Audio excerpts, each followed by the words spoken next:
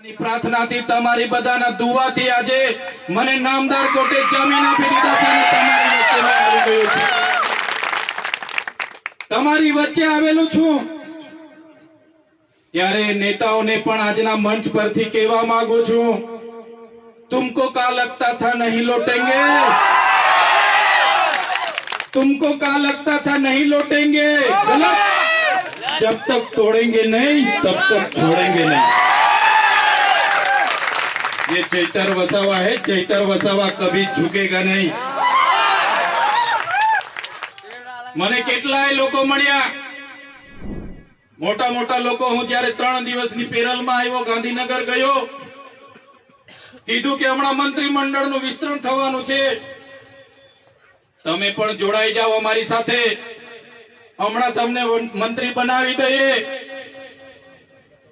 પણ જે મારી ગરીબ જનતાનો મને સહકાર મળ્યો છે, મારી ગરીબ જનતાના મને આશીર્વાદ મળ્યા છે, આ આશીર્વાદ, આ સહકાર એ મંત્રીને મુખ્યમંત્રી કરતા પણ મારા માટે બહુ મોટી વાત છે। હું મંત્રી બની જાઉં, મુખ્યમંત્રી બની જાઉં, કરોડો અબજો રૂપિયા વસાવી લેમ, મિલકતો પ્રોપર્ટીઓ કરી લેમ, પણ મારી જનતાના પ્રેમ સામે કરોડો રૂપિયાની કોઈ કિંમત નથી। આ મારી જનતાનો પ્રેમ છે, અમારા સાથી મિત્રોનો સહકાર છે, અમારા વડીલોની આશીર્વાદ છે, એની સામે મારે મંત્રી પદની કોઈ ગરિમા નથી। આજ મારી ગરિમા છે, આજ મારી પૂંજી છે। ત્યારે આવા દિવસો અનેકો આવી ગયા, અનેકો વેઠી લીધા। નામદાર કોર્ટે શરતોને આધીન જામીન આપ્યા, એમાં ખોટી ખોટી એફિડેવિટો રજૂ કરવામાં આવી, એમાં કહેવામાં આવ્યું આ તો ઝુંઝારો માણસ છે, માથા ભારે માણસ છે, આટલા બધા કેસો થાય છે, આમ થાય છે, તેમ થાય છે। ભાઈ, મારે તો કોઈની સાથે જમીનના ઝઘડા નથી, મારા કોઈ 2 નંબરના ધંધા નથી। લોકો માટે કેવડિયા લડવા આવીએ, ભરૂચ લડવા જઈએ, દાહોદ લડવા જઈએ। આ સરકારના લોકોને ગમતું નથી, અધિકારીઓને ગમતું નથી, અને મારા પર ખોટા ખોટા કેસો કરીને કેસો વધારતા જાય છે। ત્યારે શરતી જામીનો મને મળી છે, મને કેટલાક અધિકારીઓ રાજી રાજી થાય છે, એના નેતાઓ રાજી રાજી થાય છે, કે છે કે ડેડિયાપાડામાં એમને જવા નથી દેવાના, પ્રતિબંધ છે, આવનારા દિવસોમાં નર્મદામાં પણ જવા નહીં દઈશું, પ્રતિબંધ થઈ જશે। એ નેતાઓને, પોલીસ અધિકારીઓને કહેવા માંગુ છું, આ ચૈતર વસાવા લોકોના દિલમાં રહેશે, ત્યાંથી કાઢી નથી શકવાના।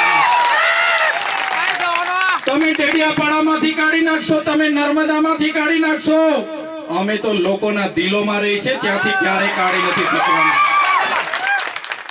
આ લોકોનો પ્રેમ મળ્યો છે, આ લોકોનો સહકાર મળ્યો છે। આજે જ્યારે આ મંચ પર આવ્યા છે, તમારી બધાની હાજરી છે, એ પૂરો વિશ્વાસ સાથે તમને કહીએ છે, પ્રકૃતિને હું પ્રાર્થના કરું છું કે આટલી નાની ઉંમરમાં જે પણ મને આજે મળ્યું છે, ભગવાન ઈશ્વરનો તમારો આભાર માનું છું, પ્રકૃતિનો આભાર માનું છું। મારી ગરીબ જનતા, મારી આદિવાસી જનતા, દલિત જનતા, મારી મહિલાઓ, બહેનો, વડીલોએ મારા પર જે વિશ્વાસ મૂક્યો છે, જે ભરોસો મૂક્યો છે, એના પર ખરા ઉતરવા માટેની પ્રકૃતિ મને શક્તિ આપજો, શક્તિ આપજો મને। જ્યાં પણ અમારી બહેનો સાથે અન્યાય થશે, જ્યાં પણ મારા ભાઈઓ સાથે અન્યાય થશે, ત્યાં જઈને ઉભા રહેવાની મને શક્તિ આપજો, ને એમને ન્યાય આપવા માટેની મને શક્તિ આપજો। ત્યારે સાથીઓ, હું તો નાનો માણસ છું, તમે જોયું હશે, એક નાનો કેસ થયો, નાનો કેસ થયો એટલે ટેબલ પર જામીન થઈ જાય, મામલતદારમાં જામીન મળી જાય। આ લોકોએ કેવું કાવતરું કર્યું, કેવું આયોજન કર્યું, અને મને 80 દિવસથી વધારે સમય મને જેલમાં રાખ્યો। મિત્રો, હું નાનો માણસ છું, આટલી મોટી સરકાર, એમના મોટા મોટા નેતાઓ, એમની આખી પોલીસ ફોજ, એમની આખી આર્મી એસઆરપી ની ફોજ, હું એકલો લડી નહીં શકું, પણ તમારો સહકાર મને મળતો રહેશે, એ જ મારી તાકાત, એ જ મારી મહેનત, તમારો સહકાર એ જ મારો મનોબળ છે। એટલા માટે જ હું આટલા મોટા તંત્ર સામે લડી શકું છું, બાકી તો મને મારા પરિવારને ક્યારના લોકો પૂરા કરી દે। પણ તમારા આશીર્વાદ છે, તમારો સહકાર છે, એ જ મારી તાકાત છે. આ સહકાર, આ જ આશીર્વાદ આવનારા દિવસોમાં પણ મને, મારા ટીમને, મારા વડીલોને બધાની સાથે તમે રાખજો. આવનારા દિવસોમાં પણ તાલુકા અને જિલ્લા પંચાયતની ચૂંટણી છે.